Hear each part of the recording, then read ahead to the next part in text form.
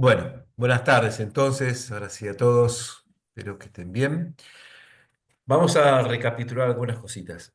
Nosotros estamos viendo el tema de cómo ser discípulo o el discipulado. Lo que estuvimos viendo en principio, el llamado de Jesús y el caminar de los discípulos, haciéndose parte del mensaje de Jesús. Y estuvimos viendo que los discípulos reciben el mensaje de Jesús, que fundamentalmente tiene que ver con la instauración del reinado de Dios, que tiene sus propias reglas o características. Y estas reglas o características son siempre, de algún modo, contrarrestantes y contraculturales a los contextos. Eh, el seguimiento a Jesús como discípulos es muy diferente a lo que ocurre con el seguimiento a otros maestros. De Jesús es muy diferente, como estuvimos viendo. La estructura social, la organización social que debería existir en el reino de Dios es muy diferente a una estructura que son los poderes humanos, malos o buenos, no me importa. Donde tiene una estructura fundamentalmente de poder, mientras que en el reino el lugar más importante es el que sirve, ¿m? Y no el que manda, y que ese ocupa siempre el primer lugar. Entonces, lo que va planteando Jesús es que la propuesta que viene de parte de él eh, es algo que contrarresta a las propuestas que vienen de parte de lo que podríamos llamar el mundo o lo que conocemos como mundo. No porque ese mundo sea malo, para nada, sino que hay una connotación que tiene que ver fundamentalmente con el servicio y con el donarse, que en definitiva no sería algo distinto, diferente a lo que el mismo Dios hace constantemente. O sea, lo que hace Jesús es lo que hace Dios, que tiene que ver con la donación, con la entrega, con la generación. Lo que pasa es que los seres humanos trocamos eso, lo transformamos y lo damos vuelta. Por eso el concepto de fe, incluso por ahí en otras religiones, pero en el cristianismo lo tenemos a Jesús como modelo y como camino y como verdad. La propuesta es justamente tratar de ser como Dios, de alguna manera. Sean santos porque yo soy santo, sean perfectos porque el Padre es perfecto. Y esa santidad o esa perfección muchas veces, o en general, se presenta de una manera contrastante con lo que presenta la vida. Y una de esas cosas que a mí me parece más contrastante para la vida del discípulo es el tema de las bienaventuranzas. Alguna vez ya lo vimos, pero vamos a ver desde otra perspectiva, desde otro lugar. Porque las bienaventuranzas lo que plantea es algo realmente, no simplemente contracultural, o sea, que los pobres sean felices mientras que eh, la vida nos propone que la felicidad está en la salud, el dinero y el amor. ¿Mm? Tres cosas hay en la vida: salud, dinero y amor. Y pareciera ser que en el concepto de Jesús en las bienaventuranzas y lo que vamos a ver ahora, el tema de la felicidad pasaría por otro lado. Y eso yo creo que ha traído y trae muchísimos problemas, sobre todo a nosotros en la concepción de lo que significan las bienaventuranzas y todo lo que viene alrededor de ello. Dígame cuáles son, o dónde están, o qué son, cuáles son las bienaventuranzas. Dígame alguna de las bienaventuranzas. A ver. Benditos los que lloran porque ellos serán consolados. Bueno, punto uno. Punto uno. Nadie puede considerar que la felicidad esté en el llanto. O sea, si vos estás llorando, es porque algo no está bien. Algo te pasó, algo te hicieron, o algo te hizo muy mal, te hizo daño. No siempre el consuelo acalla el dolor. A veces sí, a veces no. Pero sin lugar a dudas, el llanto no puede ser una propuesta para la felicidad. Entonces, de ahí vamos a tener que partir. ¿Qué otra aventuranza plantean ustedes, conocen, saben? Bienaventurados, bueno, Felices los pobres de Bueno, a corazón. ver. los que sufren, los pobres, Los pacientes, los Los, pacientes. afligidos. los Pero limpios de claro, corazón. claro, los mansos. antes de eso, limpio de corazón, estos que sufren, que son los pobres, los perseguidos. No sé, es muy difícil considerar que haya una situación de felicidad ante una situación de indigencia, de pobreza, donde alguien no puede comer, por lo tanto no tiene salud, por lo tanto no tiene vida, por lo tanto no tiene protección.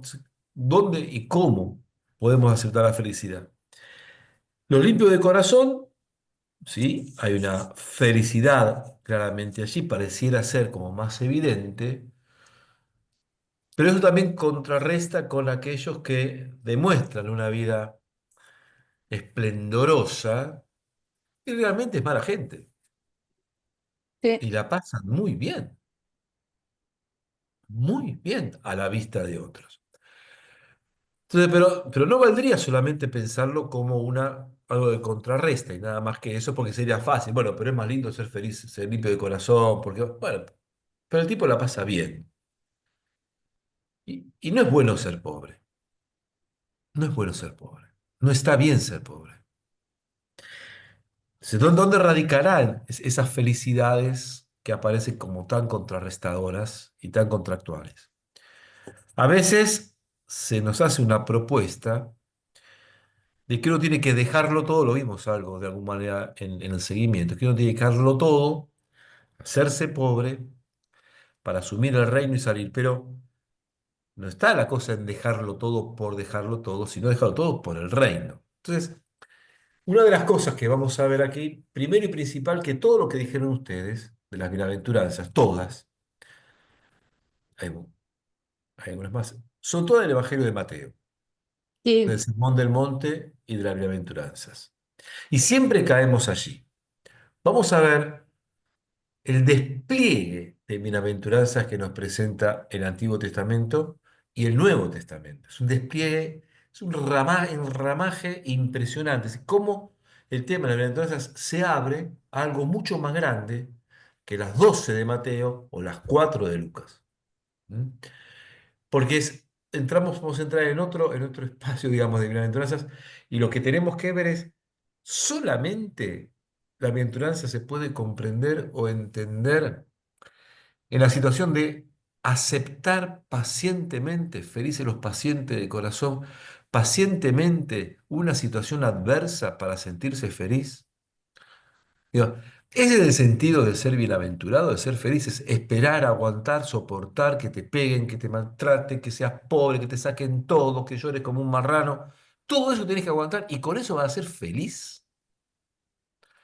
Ese podría ser el mensaje cristiano.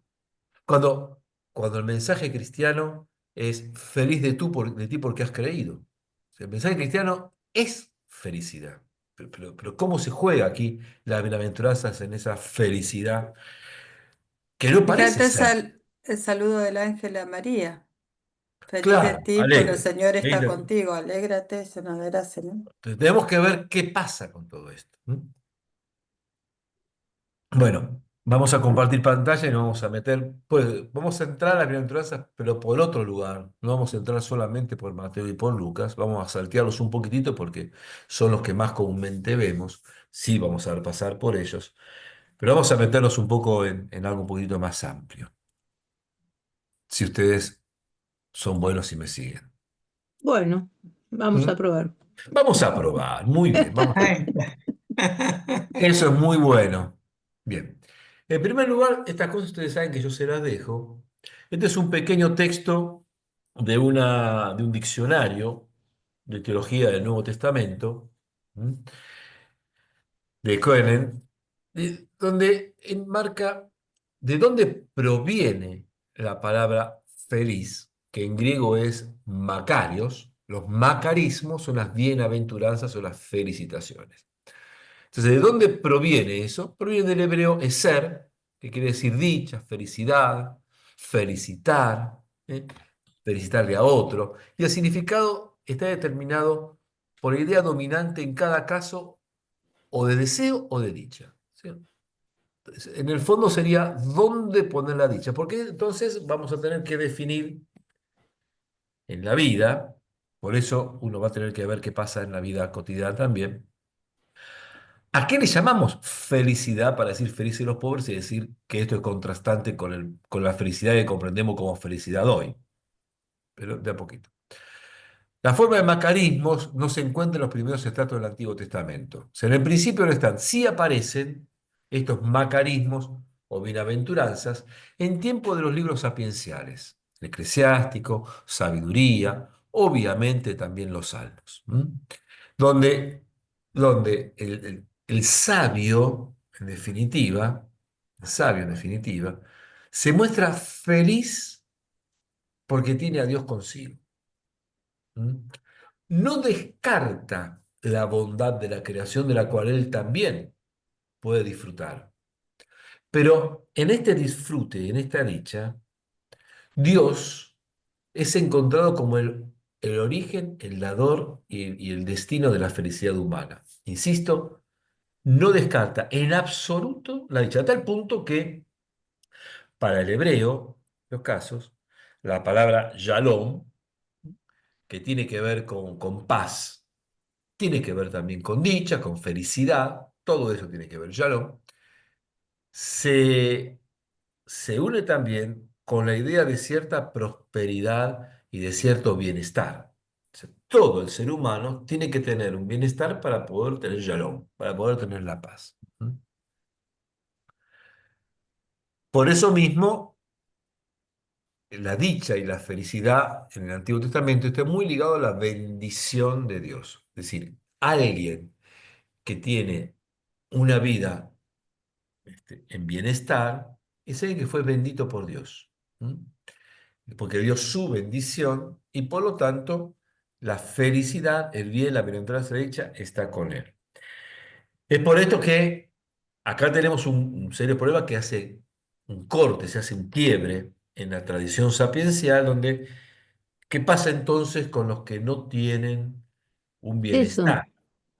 Un bienestar, quiere decir que Dios los maldijo. En algunas líneas teológicas del Antiguo Testamento aparecen como malditos o pecadores. O sea, por lo tanto, un enfermo fue un pecador, ¿eh?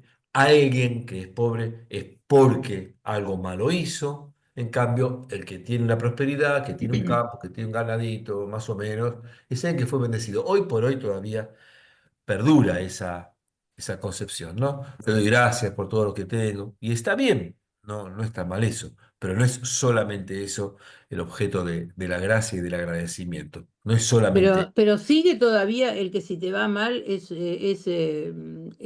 Dios no te bendice.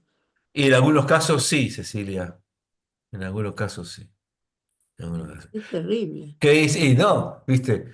¿Qué hice yo? O sea, Señor, yo que me porté tan bien, ¿por qué no me tratás bien? ¿Por qué no me bendecís un poco? ¿Por qué me va tan mal si soy tan bueno? Es más o menos lo mismo. Claro. Es más o menos lo mismo. Inconscientemente tenemos la idea de la retribución en este mundo, de que si somos buenos o somos malos. Por eso, la bienaventuranza va a venir a aclarar un poquitito esto, poniéndolo en una exigencia especial. Bueno, esto yo igual después se lo voy a pasar, lo pueden leer muy tranquilo, y nos vamos a detener en dos salmos. Estos dos salmos van a empezar a mandar más o menos la idea de en qué debe apoyar el hombre la felicidad. Insisto, sin descartar el resto de la vida, porque el problema está que nosotros, si nosotros centramos solamente en este punto, entonces estamos mal parados. Mi alma se gloría en el Señor, que lo oigan los humildes y se alegren. Confíen, glorifiquen conmigo al Señor, alaben su nombre todos juntos. Busqué al Señor, Él me respondió y me libró de todos mis temores. Miren hacia Él y quedarán resplandecientes, y sus rostros no se avergonzarán. Este pobre hombre invocó al Señor, Él lo escuchó y lo salvó de sus angustias. El ángel del Señor acampa en torno de sus fieles y los libra. Gusten y vean qué bueno es el Señor, felices los que en Él se refugian. Los ricos se empobrecen y sufren hambre, pero los que buscan al Señor no carecen de nada. Acá empieza un cambio en esa consideración de que el que está bendecido es porque era bueno y entonces es feliz. Acá el Salmo trastoca y está muy cerca de lo que conocemos como la bienaventuranza de Mateo. ¿eh? Gusten y vean qué bueno es el Señor, felices los que en Él se refugian, los ricos se empobrecen y sufren hambre, pero los que buscan al Señor no carecen de nada. Esto está muy cercano a al canto de Magnífica de la Virgen. ¿Mm? Muy parecido, muy cercano. ¿Eh? Dios elevó a los humildes y le dio y a los ricos los despidió vacíos. ¿Se acuerdan del Salmo del canto de la Virgen? Ujú. Sí, El Salmo 84 va más o menos por este lado. Señor del universo, oye mi plegaria, escucha a Dios de Jacob, protege a Dios a nuestro escudo y mira el rostro de tu ungido. Vale más un día en tus atrios que mire en otra parte. Yo prefiero el umbral de la casa de mi Dios antes que vivir entre malvados. Porque el Señor es sol y escudo, Dios la gracia y la gloria, y no niega sus bienes a los que proceden con rectitud. Señor del universo, feliz el hombre que confía en ti. Entonces yo puse estos dos salmos justamente porque el centro de donde está la felicidad es refugiarse en Dios y confiar en Dios. Entonces, a lo que se va apuntando en estos salmos, ya del Antiguo Testamento, con una reflexión sapiencial muy buena, es que el hombre encuentra un ámbito de felicidad en su encuentro con Dios. ¿Mm? La felicidad, la dicha, se relaciona a una actitud religiosa. Poseer a Dios vale más que cualquier otra cosa. No se trata de no poseer nada material o sustancial para la vida, sino de reconocer que Dios es la fuente de toda felicidad, ni siquiera de los bienes que se reciben. Es la fuente de la felicidad. Es decir, estar con Dios está bien, estar con Dios es bueno, estar con Dios nos hace bien, nos hace felices. Dios mismo se vuelca en nosotros para compartir su felicidad. Fíjense lo curioso que si bien, esto es un detalle al pie de página, si Es bien se aparece verdad. que, perdón,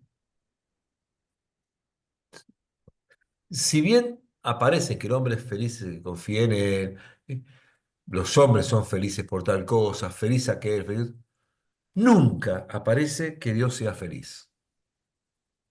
Dios es bueno, es misericordioso, ¿eh? Nos da el perdón, es grande, es todopoderoso, es justo. Pero nunca se dice que sea feliz. Eh, Sin embargo, el que está con Dios es feliz. Estar con Dios es feliz, es felicidad. En el Nuevo Testamento, las palabras Macarioi, se suele traducir por feliz, bienaventurado, dichoso. Ahí puse una S de más.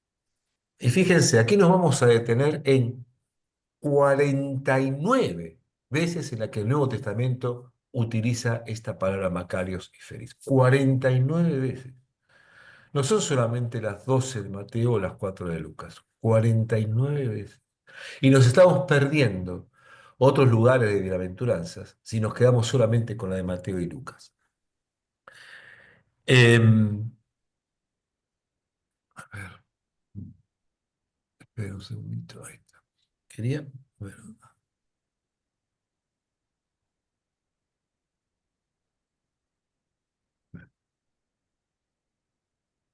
las que aparecen hasta 5:11.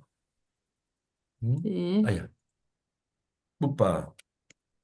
No, te fuiste al demonio. Sí. Las paredes que Ay, aparecen hasta. perdón, perdón. No, está muy bien. Hasta el 5:11. Solo que corresponden en el Evangelio de Mateo al Sermón del Monte de las Bienaventuranzas. Hay una cosa que yo quiero que noten ustedes y que se va a repetir en todas las bienaventuranzas. Después yo lo pongo en un pedacito ahí apartado, pero lo adelanto para que observen una cosa.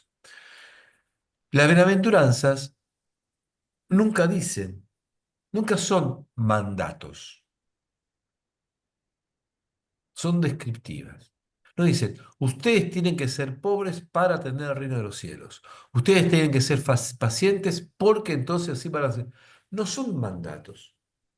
No es un reemplazo de los 10 mandamientos, del decálogo. No son simplemente una descripción de qué relación hay entre el reino y la situación de pobreza de alguien. Lo que vamos a tener que ver es por qué les pertenece el reino a los pobres. ¿Por qué van a recibir la tierra en herencia? ¿Por qué van a ser consolados los afligidos?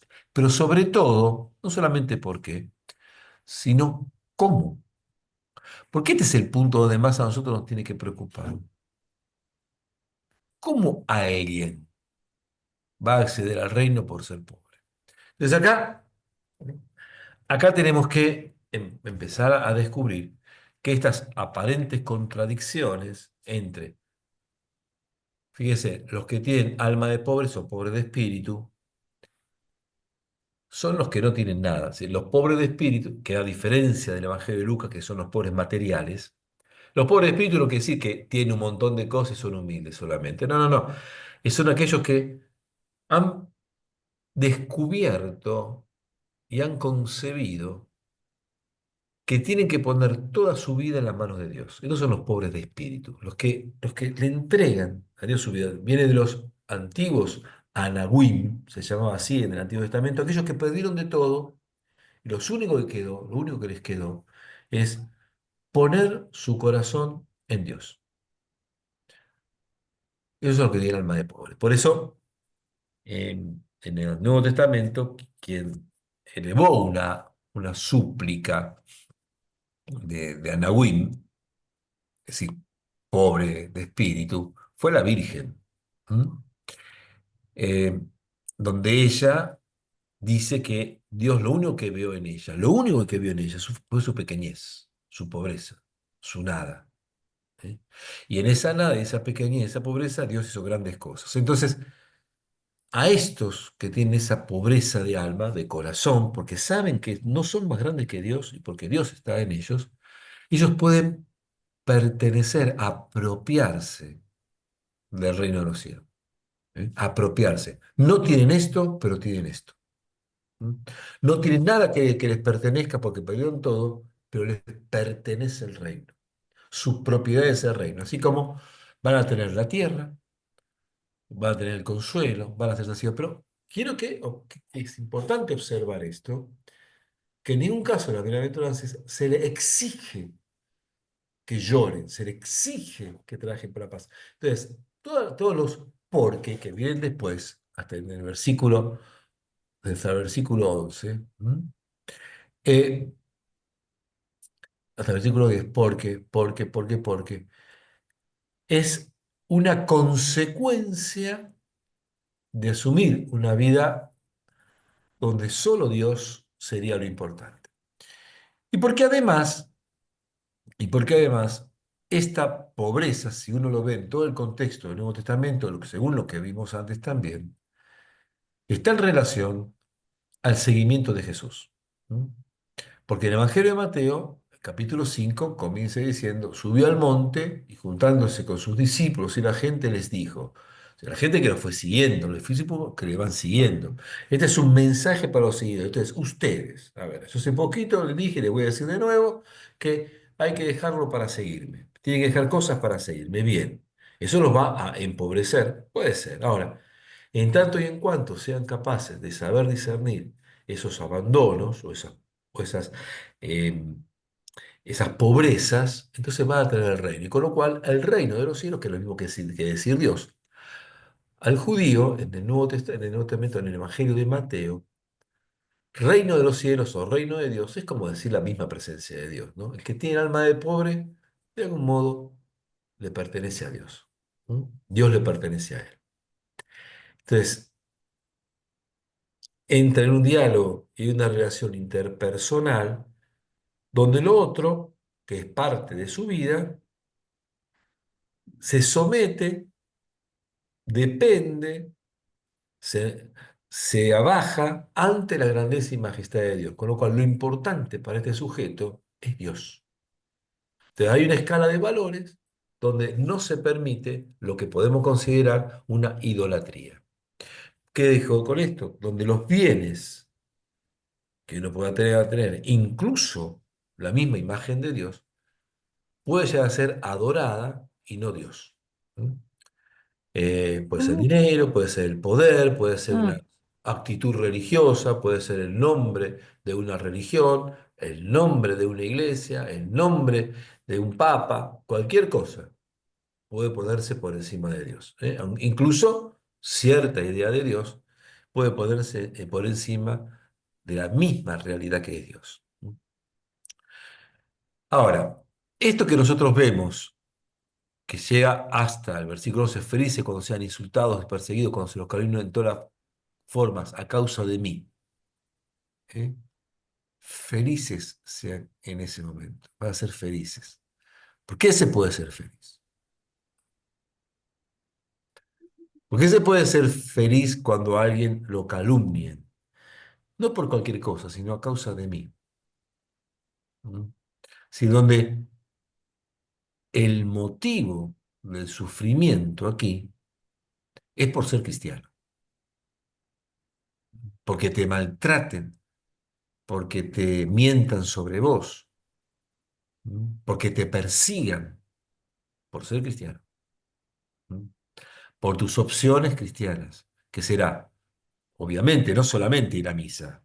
Las opciones cristianas que son comprometerse con los valores de la vida, de la justicia, de la solidaridad, que fue el amor, la bondad, jugarse por esos valores que tienen que ver con aquello que vino a mostrar Jesús en el reino que vimos la semana pasada. Es decir, no es solamente a causa de mí porque voy a misa y me confieso, entonces me persiguen por eso. Nadie lo persigue por ir a misa. Como decimos muchas veces, a Jesús no lo persiguieron por ser oftalmólogo y dar la vista a los ciegos. O sea, otorrinolaringólogo por ser aquel que dio que mudo pudiera hablar. No por ser otorrinolaringólogo ni por ser oftalmólogo, sino porque hizo ver más allá de lo que se ve, porque permitió hablar de lo que algunos no querían escuchar, ¿eh? O porque pudieron caminar por lugares, caminos que antes no podían transitar y a algunos no les conviene que uno transite por ciertos lugares. A Jesús lo mataron por eso y detrás de eso vinieron los que lo siguieron a él. O sea, nadie te mata por una partida de bautismo, sino por lo que vos te jugaste con tu partida de bautismo, lo que pusiste en juego en esa partida de bautismo. ¿Se entiende esto? Bienaventurado es el que no se escandalice por mí, es decir, aquel que no tiene problemas en hablar de él y que no le dé vergüenza, que no tenga miedo en eso. Felices en cambio los ojos de ustedes porque ven, felices sus oídos porque oyen. ¿Qué se puede ser feliz por escuchar? No solamente por una cuestión física, como aparece en algunas de esas frases tan bonitas de las estampitas. Ay, alégrate porque el Señor te dio la vista, el oído. Ustedes que los que son ciegos y sordos tienen que simplemente entristecerse porque a vos Dios te bendijo con el oído y por la ceguera. No, no es Mis ese. queridos hermanos, mis queridos hermanos, hermanas, ¿Sí?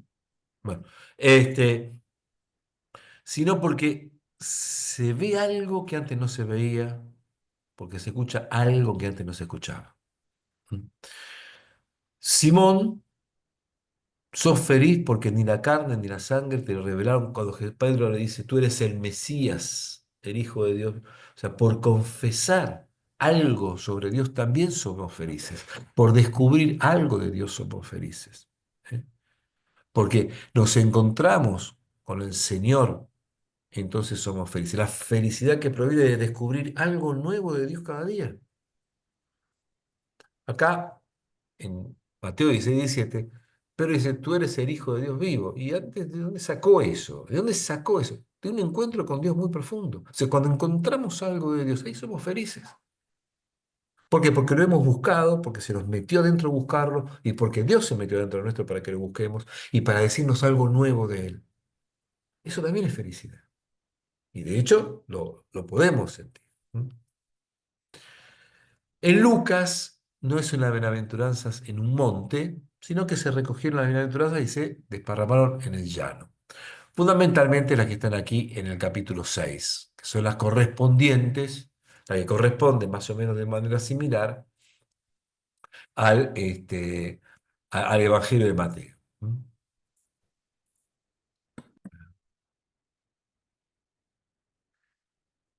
Por eso arrancamos con Lucas 1, bienaventurada la que creyó porque se cumplirá en ella lo que le fue dicho por el Señor. De lo que le dice Isabel a María. Y acá, las cuatro, ay, ya. las cuatro que conocemos. Felices los pobres, porque el reino de Dios les pertenece. No dice de espíritu, Lucas es más tajante, directamente los pobres. Para Lucas la importancia de los pobres es muy grande, muy grande. Felices los que ahora tienen hambre, porque serán saciados. ¿Cómo van a ser saciados?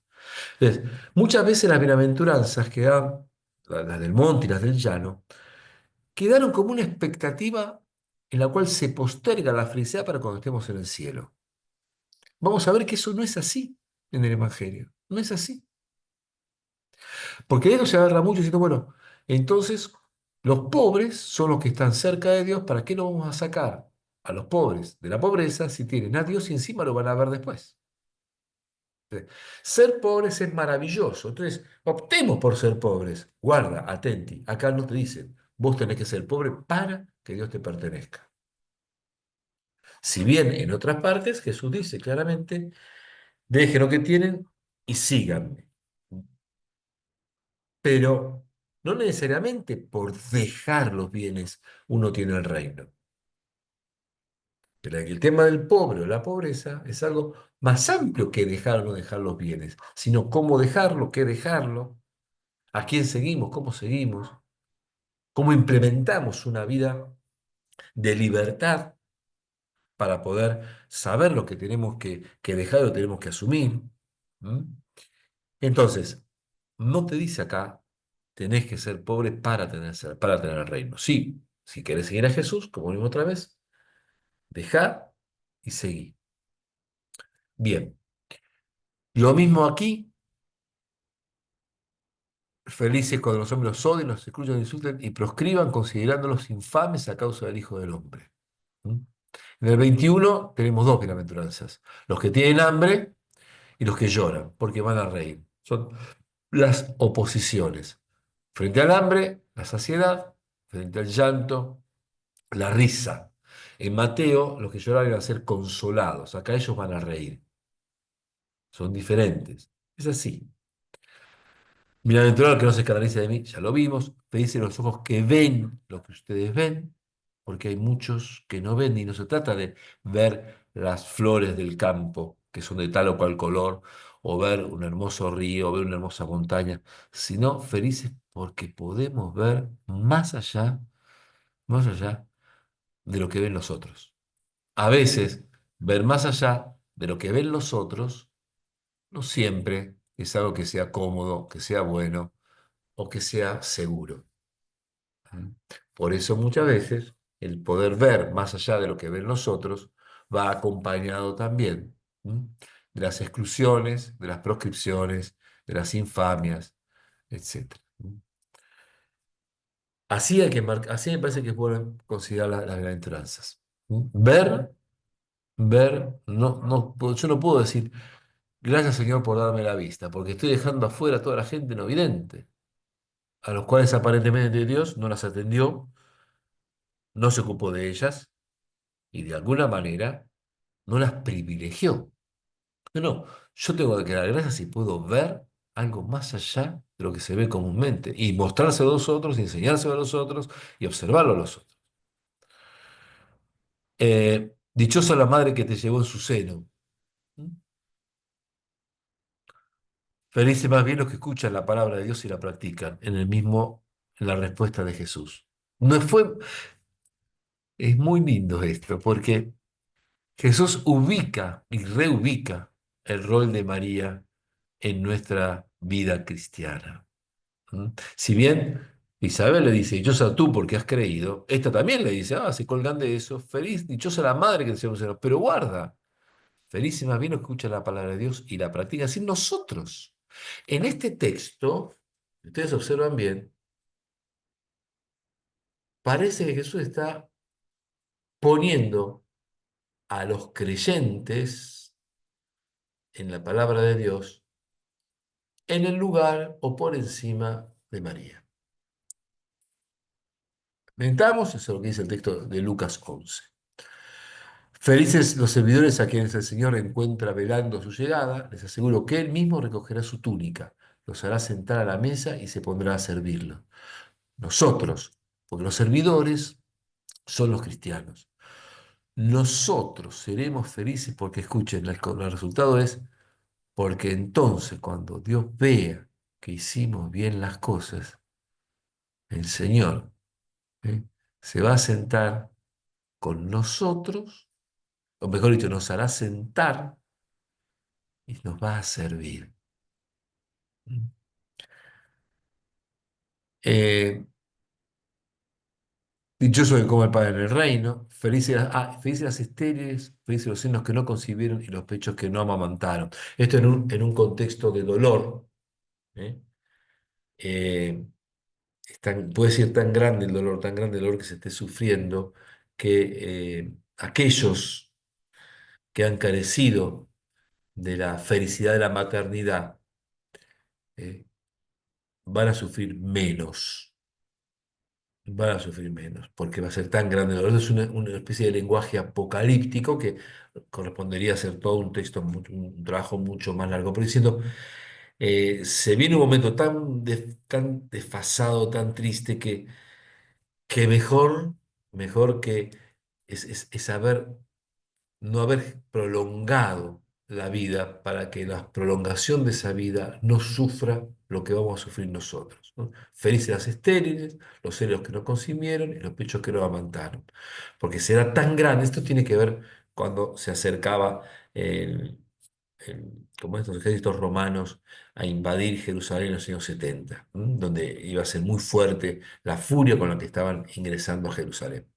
Felices, ellas porque no haber hijos de ellas que sufran, ni hijos de ellas que queden perdidos. Eh, hay una frase en el Hecho de los Apóstoles. Hecho de los Apóstoles es una especie de continuidad del Evangelio de Lucas. Esta frase, Hecho de los Apóstoles, se la atribuye a Jesús. Y no está en el Evangelio. Sin embargo, parece que es una frase que estuvo dando vuelta por muchos lados y terminó en el libro de Hechos. Pero fíjense, más bienaventurado es dar o dar, más el que da que el que recibe. Acá es preciosa esta bienaventuranza también. Es ponerse más en una actitud de dadores, de generosidad, de entrega, de ser alguien que absorbe, que quiere recibir, que quiere tener el poder, que quiere ser el centro del mundo, que espera al que le den, ¿eh? Que se siente merecedor de que se le dé todo lo que quiera tener. Mejor es más bienaventurado, más feliz. Es el que da que el que recibe. Es una enseñanza también práctica en todos los roles de la vida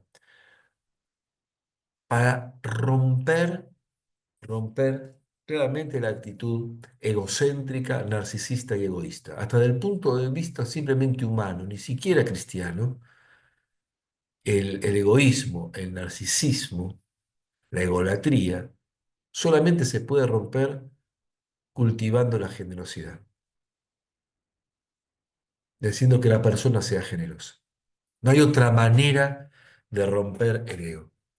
Por eso es muy lindo si nosotros nos ejercitamos en dar, y no hay que dar tantas ni muchas cosas, hay que dar el tiempo, hay que dar la palabra, hay que dar la caricia, hay que dar un beso, hay que dar una mirada, hay que dar un abrazo, hay que dar un pedazo de pan, hay que dar una ropa, y estar pensando más bien el destinatario de mi corazón.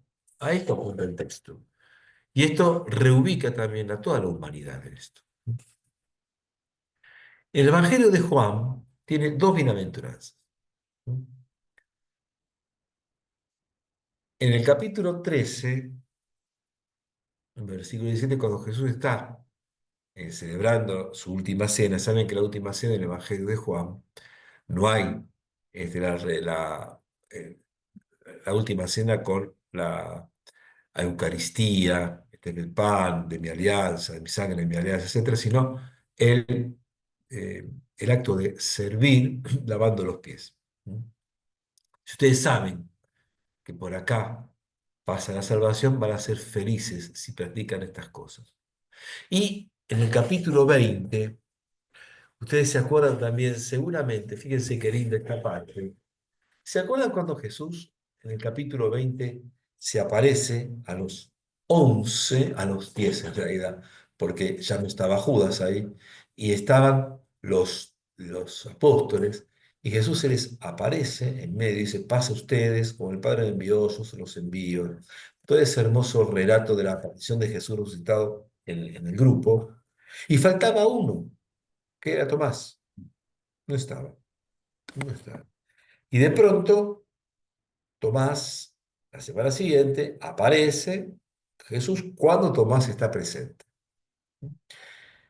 Entonces, hay un diálogo entre Tomás que aparentemente pareciera ser que no cree y que quiere creer, y esa lucha que hace Tomás en lo que respecta a su fe, y que dijo, bueno, yo no veo su llaga, si no pongo la mano en su costado, entonces no voy a creer. Entonces Jesús dice, bueno, a ver, vení, acá estoy. Toca mi llaga, pone tu mano. Y entonces dice, ahora crees porque has visto.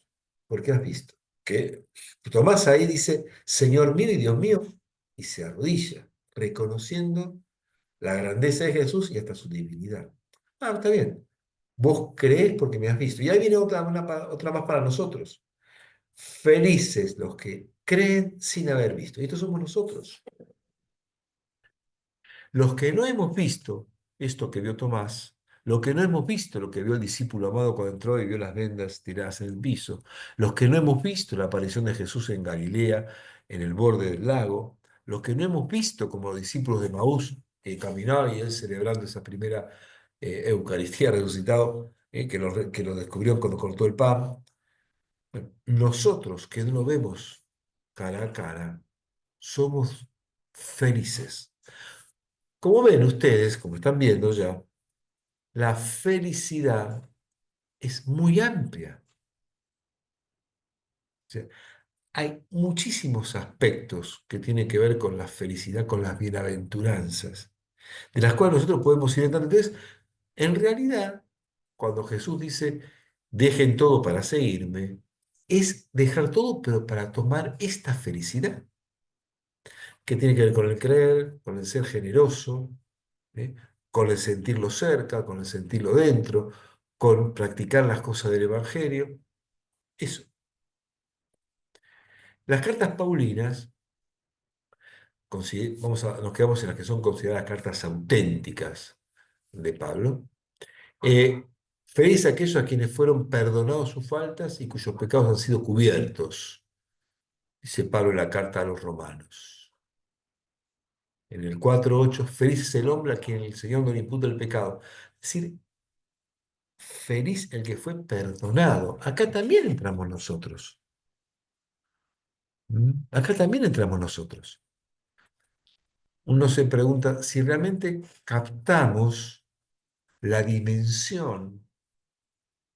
Piensen esto, pensemos esto alguna vez y alguna vez lean estos textos, no solamente la frasecita sola que yo les pongo, sino que tengan estas diapositivas eh, como camino también de algo más grande, ¿no? Tomen alguna de estas pequeñas frasecitas y lean todo el texto completo. Y quiero decir esto, si alguna vez experimentamos la felicidad de haber sido perdonados,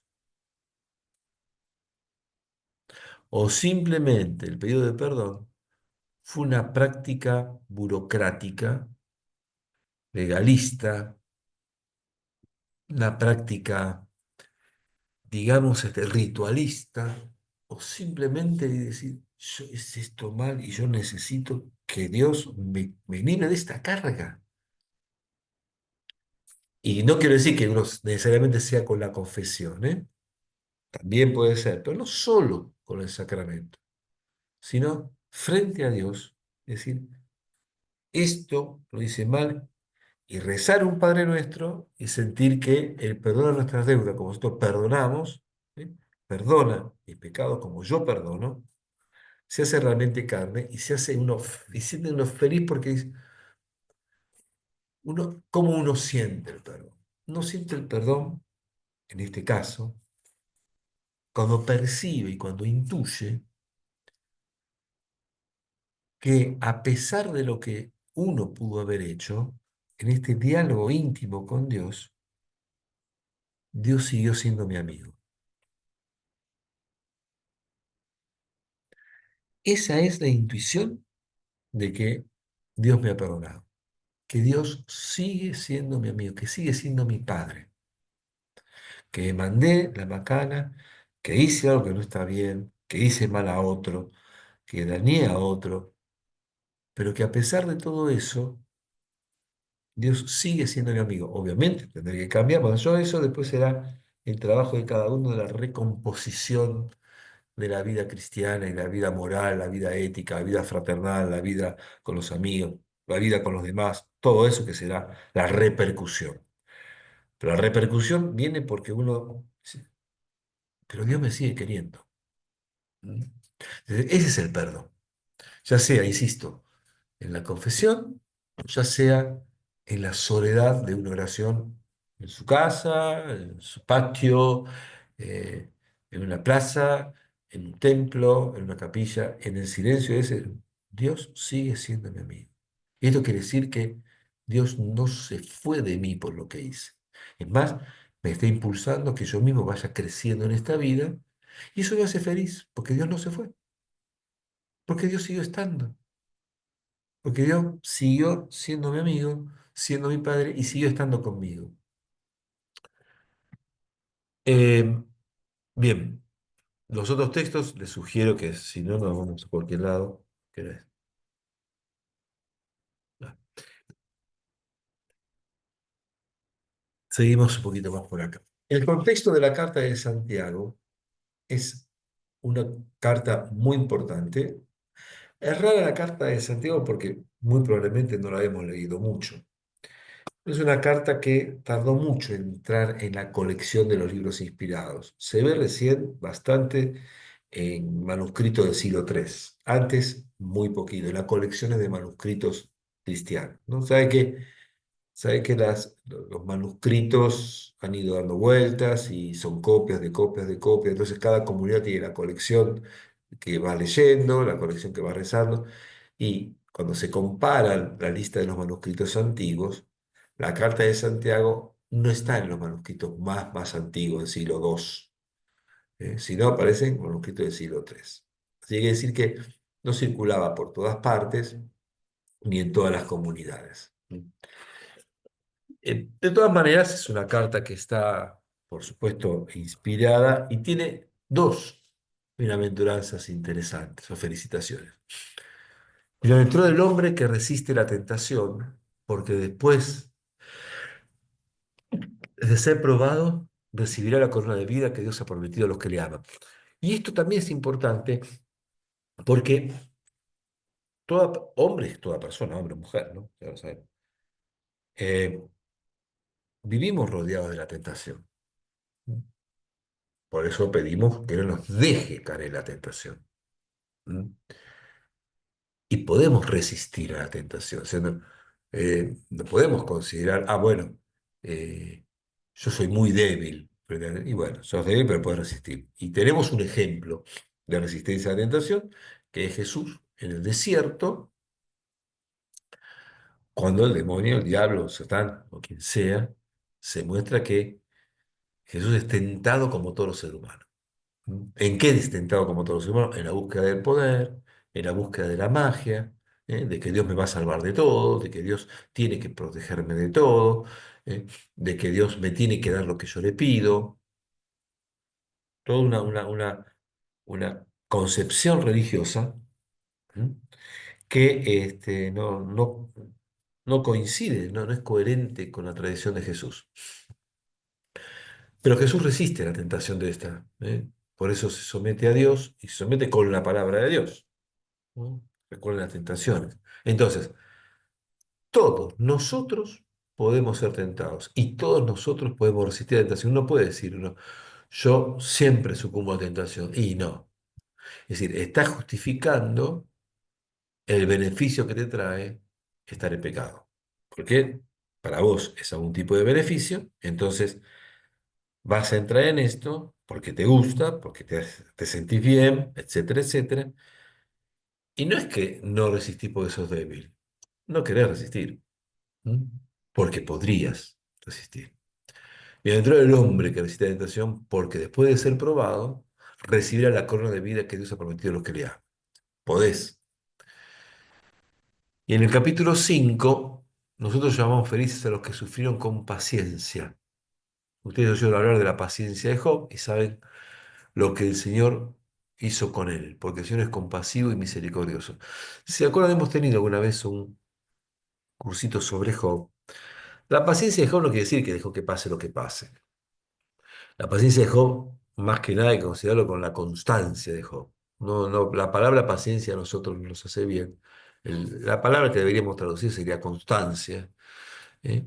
Sería perseverancia.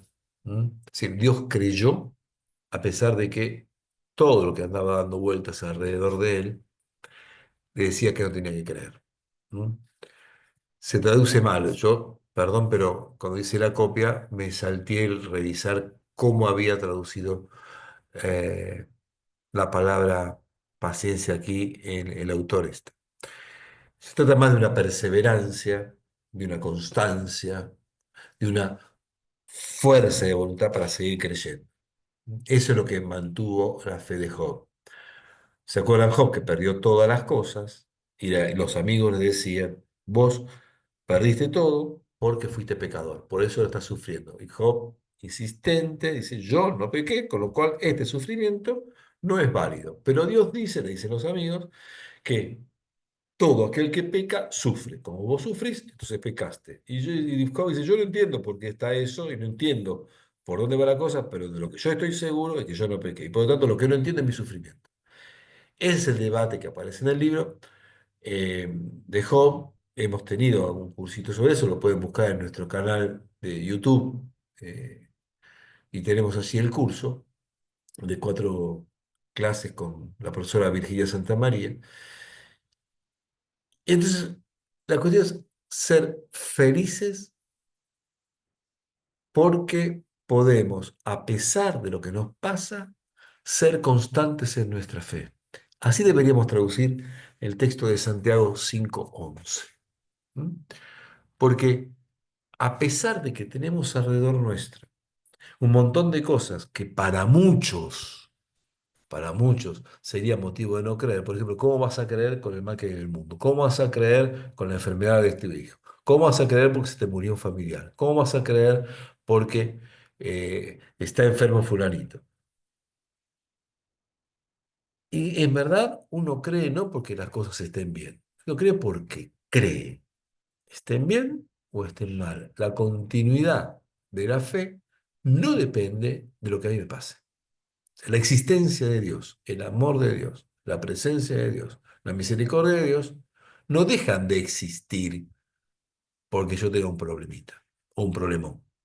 Dios sigue estando. Entonces, el que descubre esto, que siente esto o percibe esto, sigue creyendo a pesar de, porque su fe no depende de que le vayan bien las cosas, no depende de que su entorno esté de buena salud, de que su entorno sigue siendo. En esto son muy maestros, sin duda son muy maestros la gente que sufre y que ha sufrido mucho desde la fe. Son aquellos, volvemos a los del Evangelio de Mateo, los anahuim, ¿sí? Aquellos que solamente saben que Dios está con ellos porque lo han dejado solo, porque no tiene respuesta, porque no sabe qué hacer, entonces pone su vida en las manos de Dios. Entonces, en cuanto que uno pone en la mano de Dios su vida, más allá de lo que tenga o no tenga, más allá de lo que le sacaron, más allá de lo que sufra, más allá de todo, más allá de que no tenga nada o que tenga todo, está feliz porque está con Dios. Y volvemos al Salmo, ¿no? Que habíamos leído. Feliz el hombre que confía en el Señor, feliz el que tiene al Señor. Siempre vamos a dar vuelta por lo mismo. Entonces, insisto, no es que hay que sufrir para tener el reino de Dios, para ser feliz, sino que aunque uno sufra, uno sigue siendo feliz porque tiene a Dios.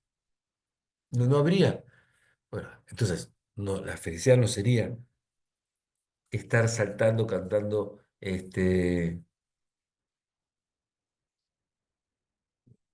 sé yo, ¿no?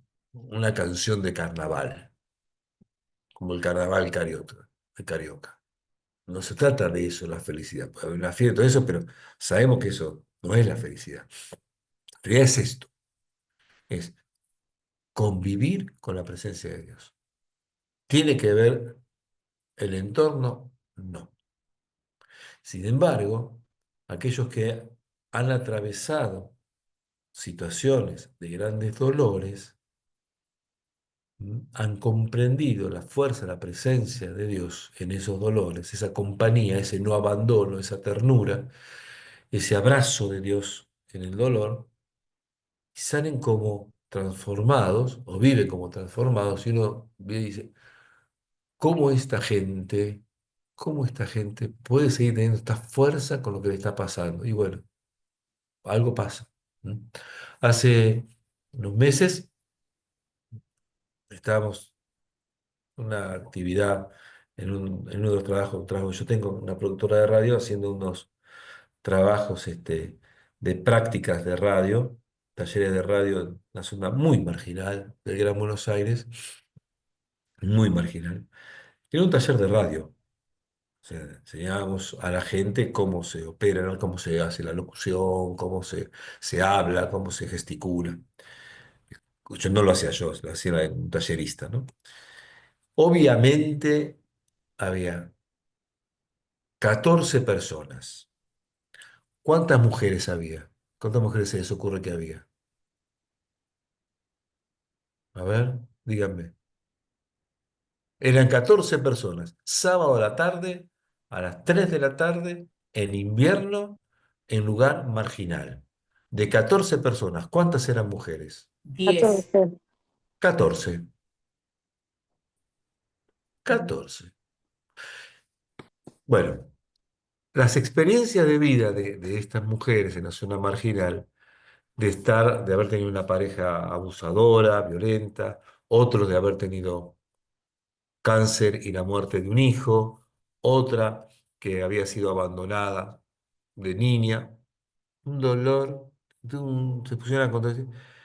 Y entonces decías, ¿cómo todavía tenés ganas de venir a un taller de radio un sábado a las 3 de la tarde en invierno? Y hay una fuerza que nadie se quejó de la vida, nadie se quejaba de vivir, nadie se quejaba de lo que pasó. Arrancaban con fuerza. Bueno, esas son las bienaventuranzas, decíamos nosotros, ¿no? Este, esas son las bienaventuranzas. La bienaventuranza es seguir andando sin depender del contexto, y muchas veces en el contexto son los que nos enseñan a cómo caminar más felices. Un misterio que tiene la fe también, ¿no? La primera carta de Pedro es una carta gestada en el medio de la persecución del Imperio Romano, el Imperio de Domiciano, entre el año 81 y 96. ¿Qué dice también él? El que ama la vida y desea gozar días felices, guarda su lengua del mal y sus labios de palabras mentirosas. ¿Eh? Los días felices, tienen que ver con cómo uno se cuida, ¿eh? Se cuida incluso de lo que dice. Guardar la lengua del mal y los labios de palabras mentirosas. Y en el capítulo 4, felices son ultrajados por el nombre de Cristo, porque el Espíritu de gloria, el Espíritu de Dios reposa sobre ustedes. Por el nombre de Cristo, no por cualquier cosa. Esto es lo que nosotros después conocemos con el nombre de mártires, ¿eh? Aquellos que, no solamente por ser cristianos, sino por ser cristianos, insistimos en esto, insisto en esto, ser cristiano y vivir como cristiano. ¿Qué es vivir como cristiano? Como vivió Cristo. Por eso esto está directamente relacionado con el discipulado. El discipulado es seguir a Jesús y asumir, como vimos, la vida de Jesús y asumir su cruz y asumir su resurrección. Cuando uno asume todo esto, es muy probable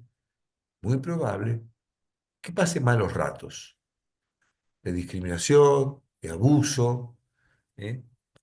de, sí, de maltrato también, de ser ignorados, de no ser tenidos en cuenta, que es lo mismo que le pasó a Jesús. O sea, el poder se replica en todas.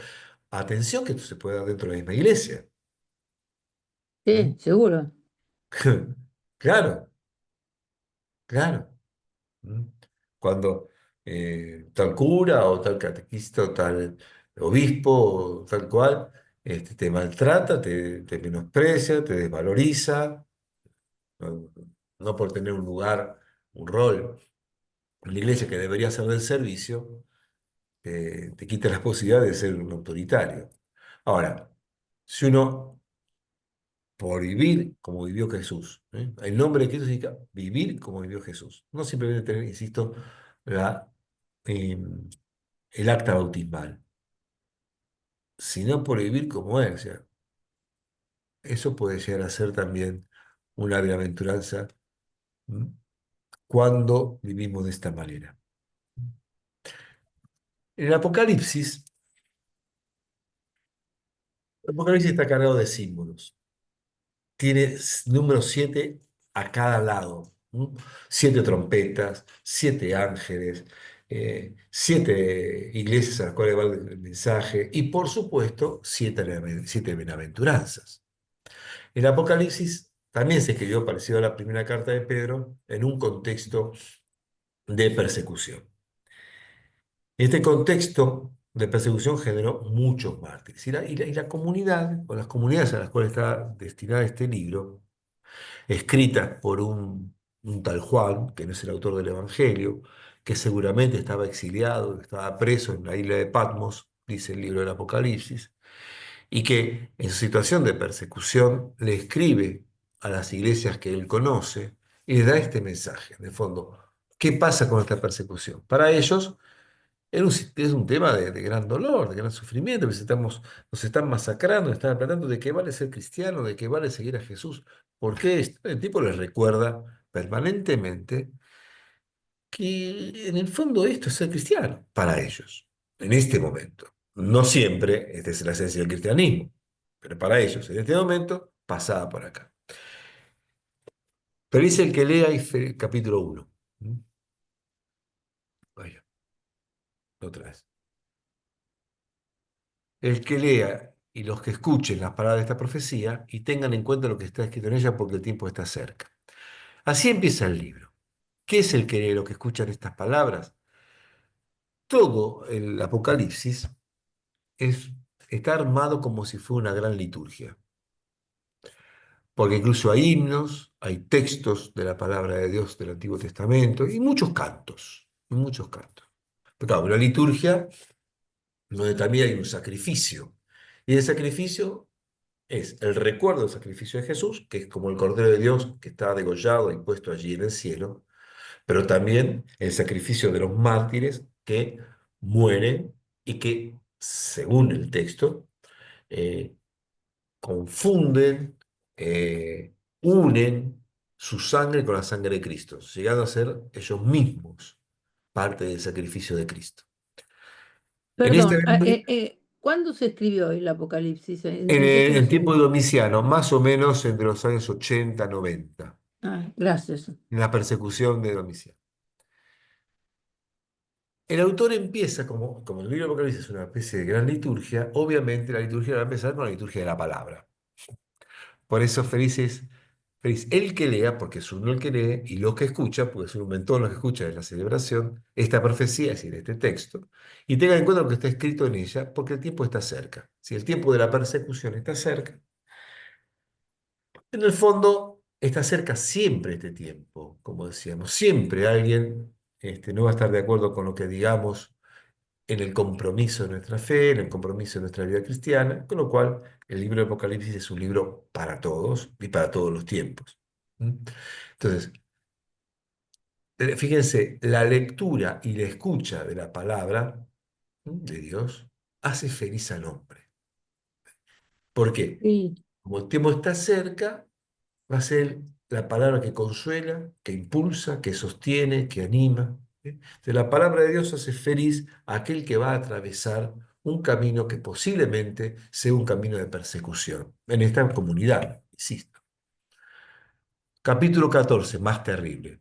Felices los que mueren en el Señor. Sí, dice el Espíritu, de ahora en adelante ellos pueden descansar de sus fatigas porque sus obras los acompañan.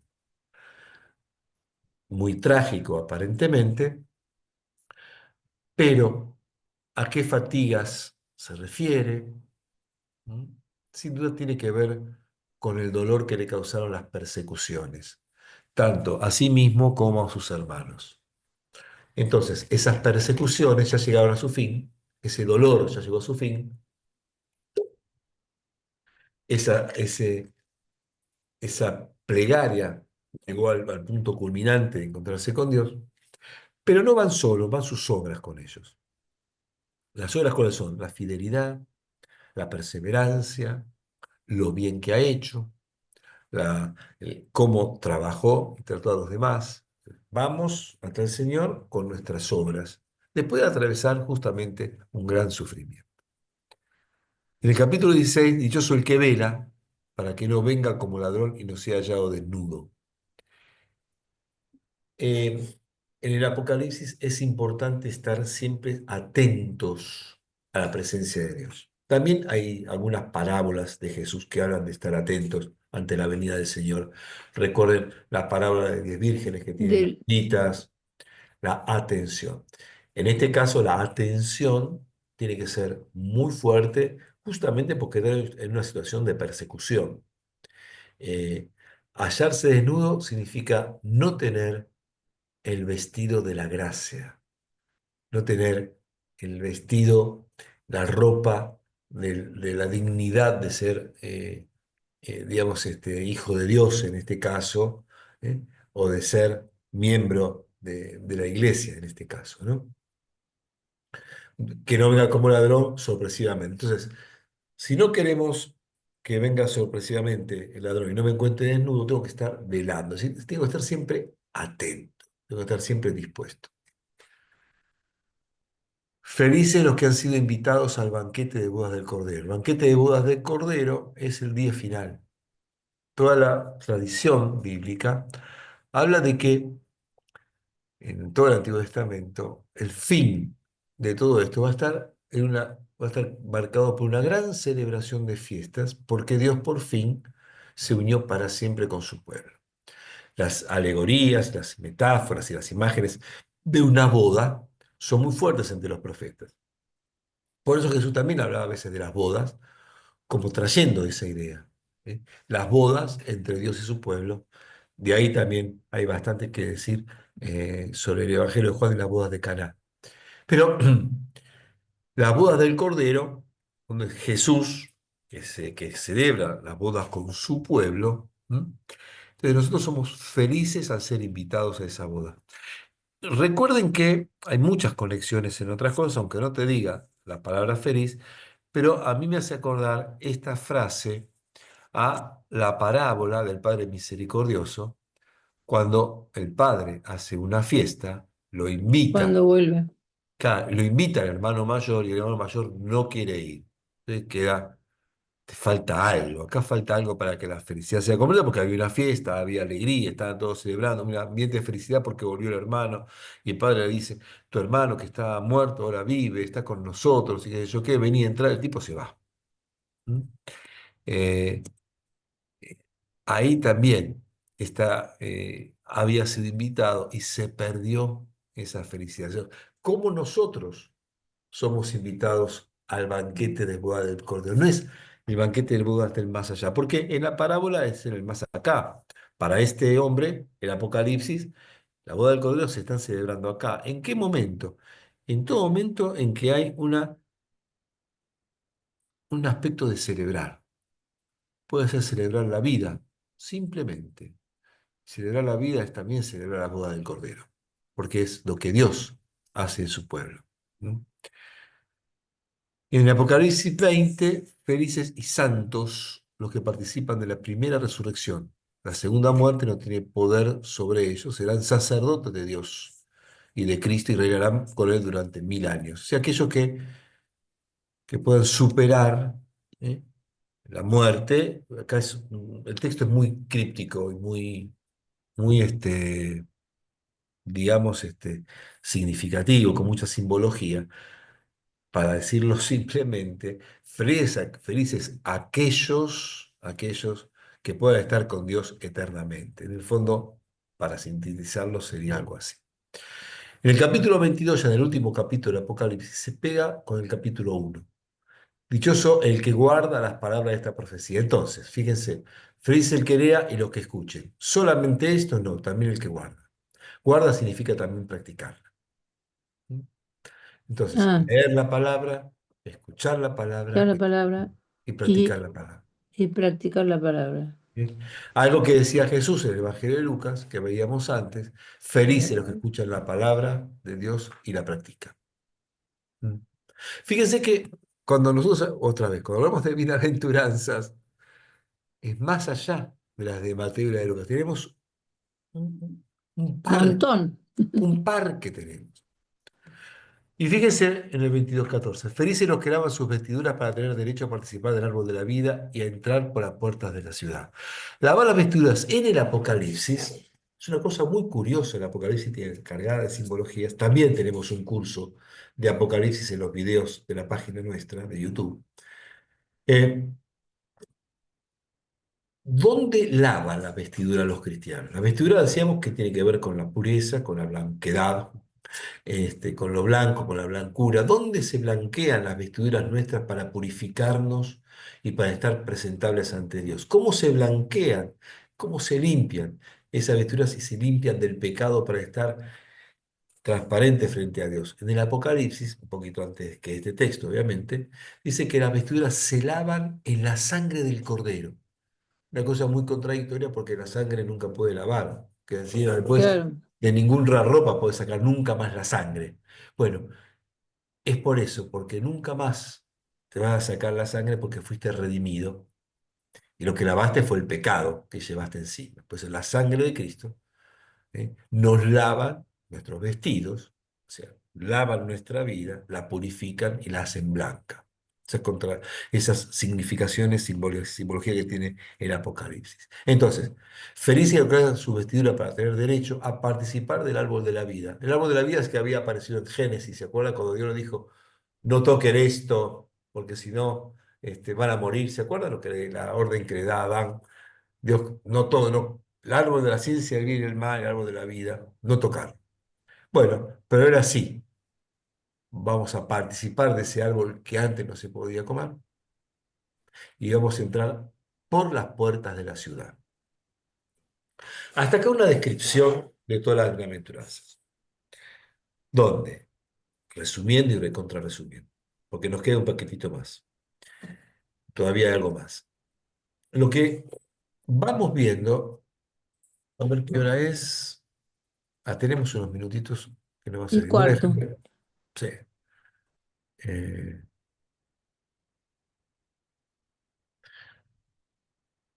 ¿Van siguiendo hasta acá más o menos? Sí, Hasta ahora lo que vimos es que las bienaventuranzas nos presentan una vida con Dios, claramente. Pero esa vida con Dios no está exenta de las persecuciones, de la soledad, de los sufrimientos, de dolores. Y que la vida con Dios no nos libra ni nos protege, sino al contrario, muy probablemente la vida con Jesús nos agregue algunas situaciones de, de confrontación. Y que nosotros, por seguirlo a Él, abandonemos también algunas cosas, y eso seremos los pobres. Entonces tenemos una situación donde las bienaventuranzas están aparentemente bastante asociadas a lo que tiene que ver con una situación de despojo y del cual solamente nos agarramos de Dios. Esto es hermoso, está todo bien, pero, para el cristianismo, para la vida, la fe cristiana no alcanza. No alcanza estar absolutamente desprovisto y poner toda la confianza en Dios, donde el pobre y sea feliz porque es pobre, porque puso toda la confianza en Dios, porque se abandonó en Dios, donde el que sufre ponga todo sufrimiento en Dios. Eso está bárbaro y para la mística está perfecto porque esto es así. Es así, pero no solo así. Entonces, los textos nos presentan algo más todavía como para los que nos quedemos tan tranquilos, muy tranquilos, y no digamos, bueno, vamos al cadalso, vamos a lavar nuestras vestiduras en la sangre del cordero y a morir. Este, porque en el fondo, de esta manera, si bien está todo bien y es hermoso, creo yo, lo que dicen los textos, el pobre va a seguir siendo pobre y va a seguir teniendo hambre. ¿Y el reino de los cielos dónde está? Allí. El que está sufriendo la enfermedad sigue estando enfermo en este mundo. ¿Y cómo sobrelleva la enfermedad? Por supuesto, con Dios. Ya lo hemos visto y esto es así. Solamente de esa manera. O sea, podemos pretender que todo el mundo tenga solamente esta manera de ver y presentado de una manera, de algún modo, tan enriquecida, pero a la vez tan exigente. O sea, ¿puede haber otra resolución a los que están atravesando el hambre, la pobreza, el La dolor, la enfermedad. enfermedad? Yo creo que sí. Yo creo que hay, además de todo lo que vimos, ahí la Biblia nos da dos recursos más. Esto lo sacamos bárbaro. Que creo que es así. Creo que esto es lo que vamos a tener que ver. Yo traje a colación dos textos.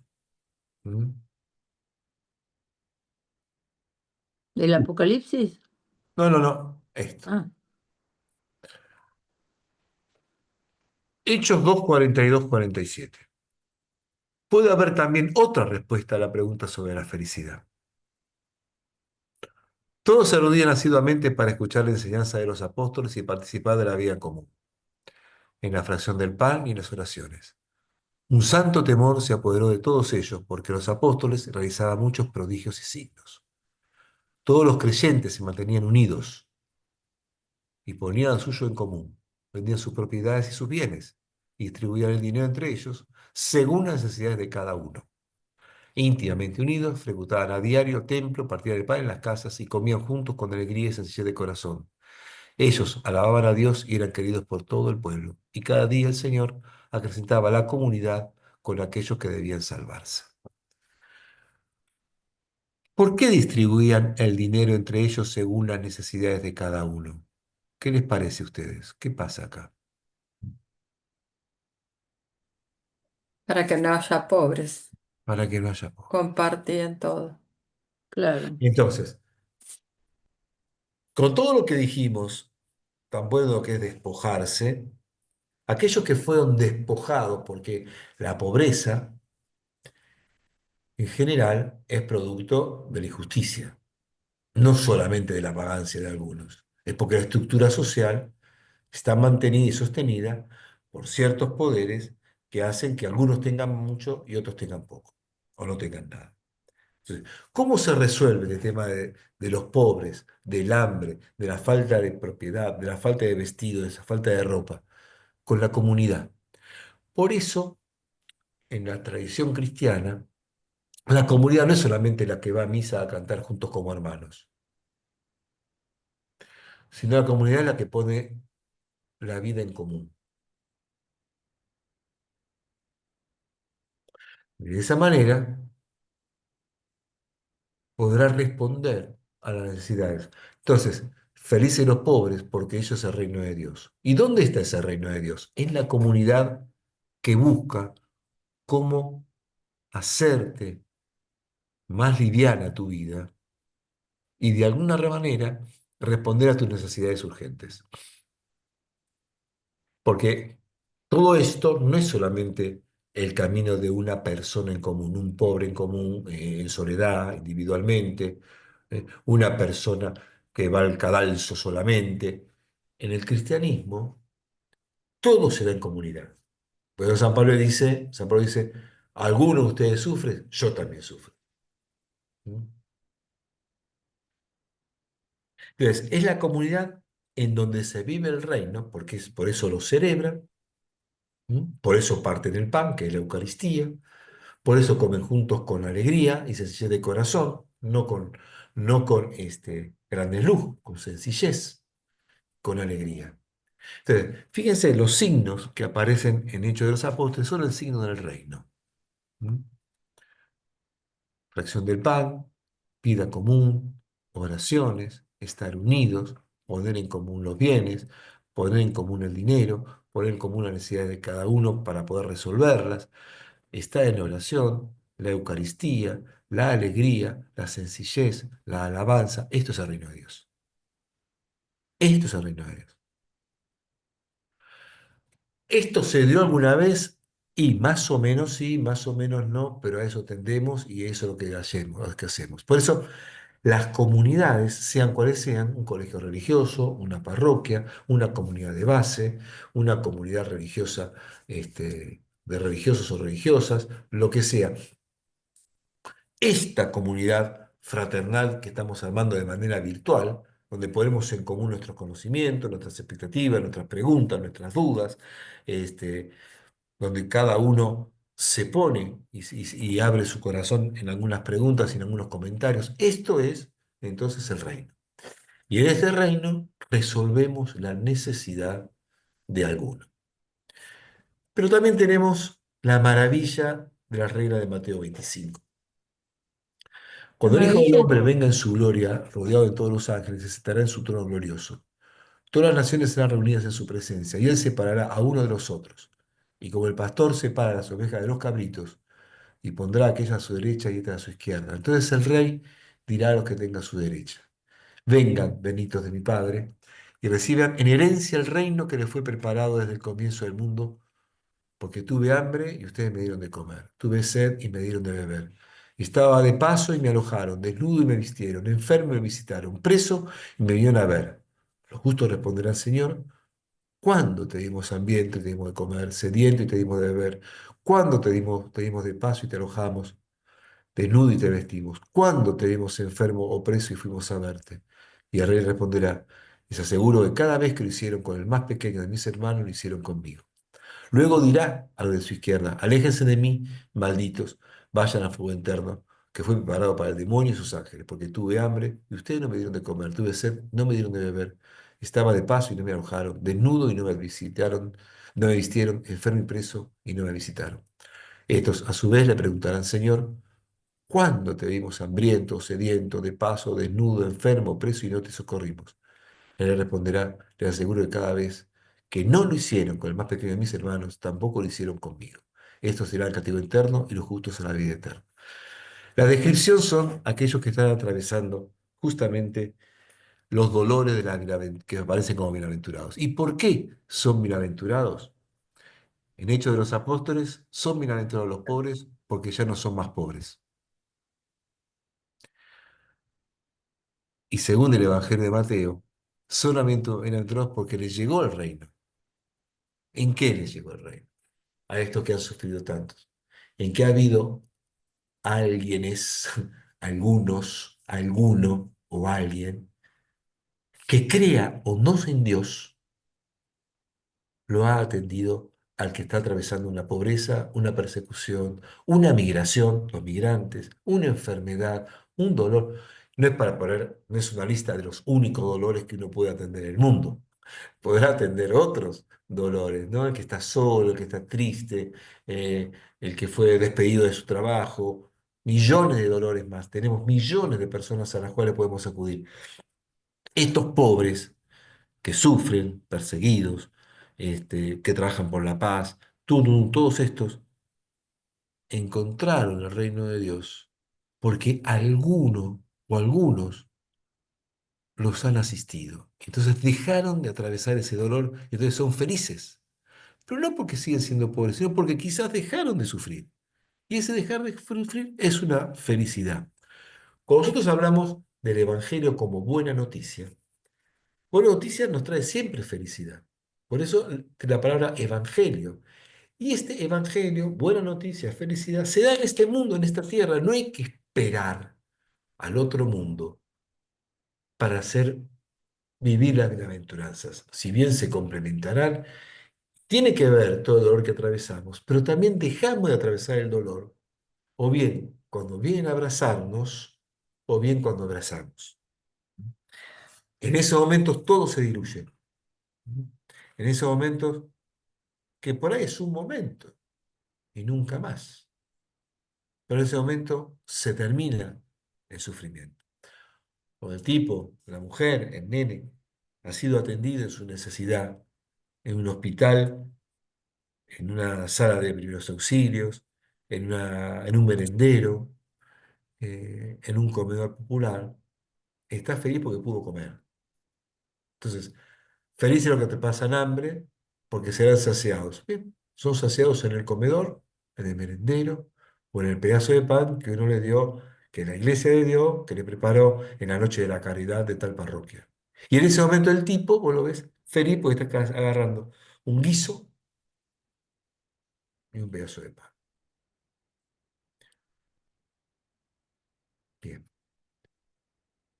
Comentarios, apreciaciones. Yo después le voy a pasar esto para que lo vuelvan a leer. Este, son las 7:30. Si alguien quiere comentar o agregar algo.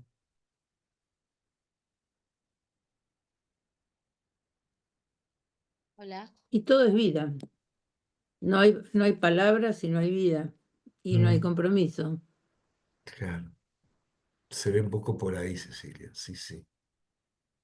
Si Es no, la mirada nueva que nos diste, José Luis. O sea, ¿Cómo, Alide? Che, ¿qué es la mirada nueva que nos diste? Es eh, más real, digamos, porque es muy difícil ver feliz el que sufre, pero me ampliaste las ideas, o sea, me abriste el panorama, lo veo mejor. Porque uno lo dice, lo lee, tratás de convencerte desde tu ignorancia, trata pero de en comentar. síntesis adentro no te cierra. buenísimo. No cierra, no cierra. No. No, No, de ninguna manera. Y aparte no llegas nunca, sino, porque yo nunca voy a estar contenta porque sufro Claro. si lo veo desde lo Hay que ser medio literal. masoquista. Hay que ser medio masoquista. Exacto. Y eso es Y el masoquismo es una enfermedad. y esa es la idea que a veces se tiene del católico, del Sí. cristiano, de ese regodeo sobre el sufrimiento.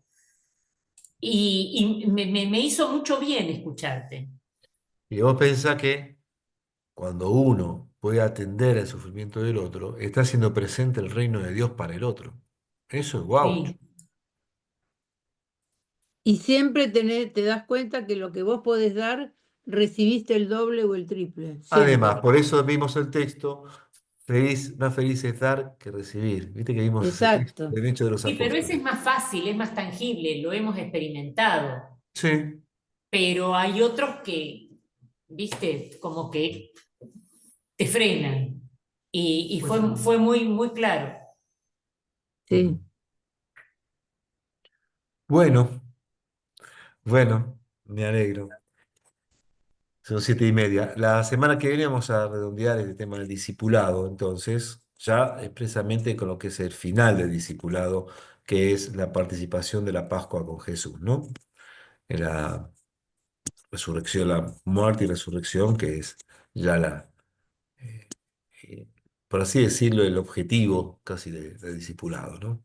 Así que, si con esto estamos, Por ahí una... para completar lo que es hermoso lo encuentro de hoy realmente, recordar el documento del Papa Francisco, Gaudate et Exsultate, eso sobre la santidad. Él toma las bienaventuranzas, ¿no? Y el Mateo 24, 25, 25. precisamente como un proyecto de vida cristiano. Y Sí. él pinta, y además habla de los riesgos que corremos en la actualidad, que son históricos en realidad, ¿no? Y de la necesidad de construir una iglesia, me encantó la reflexión que hiciste sobre Hechos, ¿no? Una iglesia que realmente haga posible vivir el reino en la tierra, ¿no? Y no una iglesia cerrada, una iglesia que no se ocupa del hermano, una iglesia que no sea Claro. solidaria, ¿no? Me encanta. Por ahí como sugerencia, como aportes para... Porque una meditación hiciste hoy, José Luis, hermosa, realmente Sí. precioso fue. Por ahí para completar lo del Papa Francisco, que es Después maravilloso lo que también. podemos hacer en el mail que mandemos, podemos poner, voy a poner un enlace Mm, al a la documento. encíclica, Sí, sí, ¿no? sí. Ah, buenísimo. Bueno, Bueno, Gracias, gente, muchas quedamos Bueno, entonces para la semana que viene. muchas gracias a todos. Y, gracias y a ya nos vamos todos. preparando para el próximo cursito gracias. Dale. que vamos a Chao, invitarlos en la gracias. próxima. Gracias. Hasta luego. Hasta Gracias, hasta luego. luego. Chao, Chao. chao.